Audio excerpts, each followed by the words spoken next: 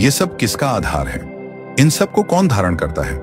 यहीं से प्रवेश होता है कारण शरीर, कर्म का बीज, जन्म की स्मृति और मृत्यु के पार की यात्रा। अब तक हम शरीर के आवरण समझ चुके हैं, स्थूल, प्राण, मन, बुद्धि और आनंद। परंतु उपनिषद एक और गहरा दृष्टिकोण देता है, शरीरात्रया, 3 शरीर सिद्धांत। यही वह फ्रेमवर्क है जो साधक को मृत्यु के पार देखने की क्षमता देता है। नानरण, एक स्थूल शरीर, भूगोल का वाहन। यह वही शरीर है जिसे तुम छू सकते हो, जो जन्म लेता है, रोगी होता है, बूढ़ा होता है और अंततः मिट्टी में मिल जाता है। यह किसी भी तरह तुम नहीं हो, यह सिर्फ एक अनपढ़ है। मृत्यु के समय सबसे पहले यही कपड़ा गिरता है। दुनिया इसे मृत्यु कहती है, लेकिन आध्यात्मिक दृष्टि से यह सिर्फ कपड़ों का बदलना है। 2 सूक्ष्म शरीर, अनुभव का धारक। यही कहानी रोचक हो जाती है। सूक्ष्म शरीर ही वह है जो तुम्हारे जन्मों को जोड़ता है। इसमें क्या क्या शामिल है?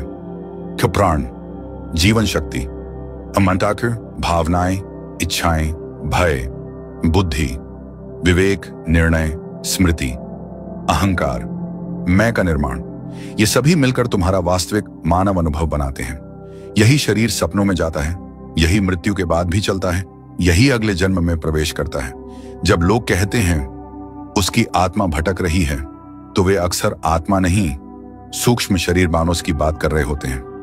अडरेन, 3 कारण शरीर, कर्म का बीज। ये सबसे अदृश्य, सबसे गूढ़ स्तर है। इसे कराना शारीरा ऐसा कहते हैं। वह शरीर जहां सभी कर्म बीज संचित होते हैं। हर भय, हर इच्छा, हर अधूरा अनुभव, हर अपूर्ण लालसा, हर गहरी प्रवृत्ति, यह सब कारण शरीर में इम्प्रिंट बन जाता है। इसी त्वचा के कारण अगला जन्म तय होता है। किस परिवार में जन्मोगे, किस तरह की बुद्धि होगी, कौन सी इच्छाएं प्रारंभ से होंगी, कौन सी सीमाएं जीवन भर पीछा करेंगी, ये निर्णय उसी शरीर के आधार पर होते हैं जिसे तुम कभी देख नहीं पाते। स्थूल शरीर टूटता है, सूक्ष्म शरीर यात्रा करता है, कारण शरीर मार्ग तय करता है। जो इस सत्य को समझ लेता है, उसके अंदर जीवन के प्रति क्रांतिकारी बदलाव आता है। वह डरना बंद करता है, क्योंकि अब उसे पता है, मैं जन्म से बड़ा हूं, मैं मृत्यु से बड़ा हूं।